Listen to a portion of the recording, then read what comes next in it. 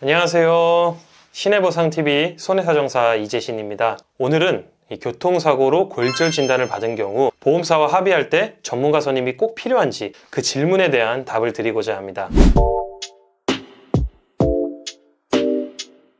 우선 교통사고로 골절 진단을 받았다면 절대로 가벼운 사고로 볼 수는 없습니다. 골절이 없는 가벼운 상해의 경우에는 통원치료 몇 번 하고 그냥 보험사와 합의한다 쳐도 골절 진단을 받은 경우에는요, 향후에 추가 진단이 발생할 수 있고 또 후유증이 남을 수 있기 때문에 반드시 섣불리 합의를 진행하면 안 됩니다.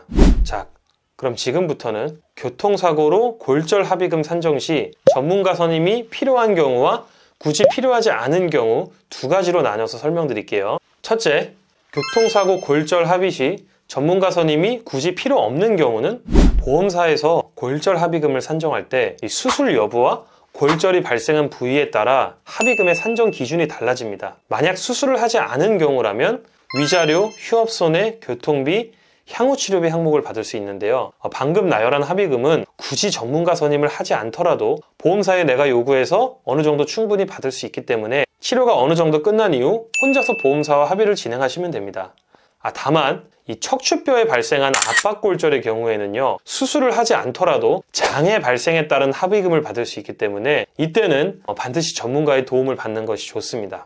다음으로 둘째, 교통사고 골절 합의금 산정 시 전문가의 도움이 필요한 경우는 언제일까요? 이 골절이 발생한 위치가 관절 가까운 곳에 발생한 골절이거나 뼈가 여러 조각으로 부러지는 분쇄골절인 경우 대부분 이 골절된 뼈를 고정하는 수술을 하게 되는데요. 이렇게 수술까지 한 경우에는 합의금 항목 중 장애 관련 합의금을 청구해 볼 수 있습니다. 왜냐하면 수술을 시행할 정도의 골절이라면 나중에 치료 이후에도 후유증이 남을 수 있기 때문이죠. 방금 말씀드린 장애 관련 합의금을 잘 받기 위해서는 보상의학적인 지식이 필요하기 때문에 전문가의 도움이 필요하다고 볼 수 있는데요. 참고로 장애 관련 합의금의 정식 명칭은 후유장애 상실수익이라고 합니다. 여러분들이 아셔야 될 게 후유장애라는 것은 우리가 국가장애인 등록하는 것처럼 몸에 영구적으로 장애가 남아야 인정되는 건 아니고요. 이 치료가 끝나고 한시적으로 후유증이 발생하는 것도 장애로 인정받을 수 있습니다. 그래서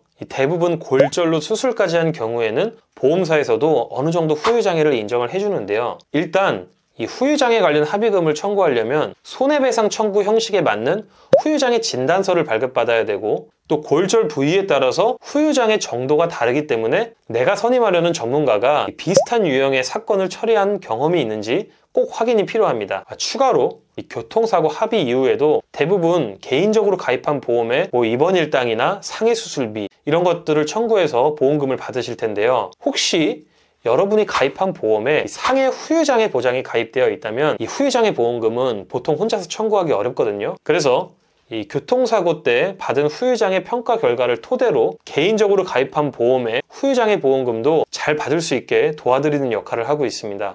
교통사고 합의 이후 추가로 후유장애 보상을 받는 방법은 제가 마지막에 관련 영상을 띄워드릴 테니 그 영상을 참조해 주시면 되고요. 제가 지금까지 말씀드렸던 내용을 실제로 진행했던 사례를 바탕으로 다시 한번 말씀드릴게요. 이 사례자분은 교통사고로 어깨뼈 골절 진단을 받으셨고요. 보험사로부터 정당한 합의금을 받기 위해 저와 함께 다른 병원에서 후유장애 진단서를 발급하였고요. 이 후유장애 진단 결과를 토대로 보험사에 의견서를 제출하여 결론적으로 3천만 원 이상의 합의금을 받을 수 있었고요. 또한 이 개인적으로 가입한 보험을 조회해보니 상해 후유장애 보장이 가입돼 있었고요. 제가 후유장애 보험금까지 추가로 청구하여 고객님이 알고 계시지 못한 수모보험금까지 찾아드렸습니다. 자, 이제 정리해보겠습니다. 교통사고 골절로 보험사와 합의할 때 이 수술이 필요한 골절의 경우에는 후유장애 관련 합의금을 받아야 하기 때문에 이 전문가 선임이 꼭 필요하다고 할 수 있고요. 반면에 수술이 필요 없는 골절의 경우에는 어차피 보험사에서 기본적으로 제시하는 금액과 이 전문가가 산정한 금액이 큰 차이가 없기 때문에 굳이 선임이 필요하지 않다고 할 수 있습니다. 다만 수술을 하지 않은 골절의 경우에도 언제든지 상담이 필요한 경우에는 친절하게 상담을 해드릴 수 있으니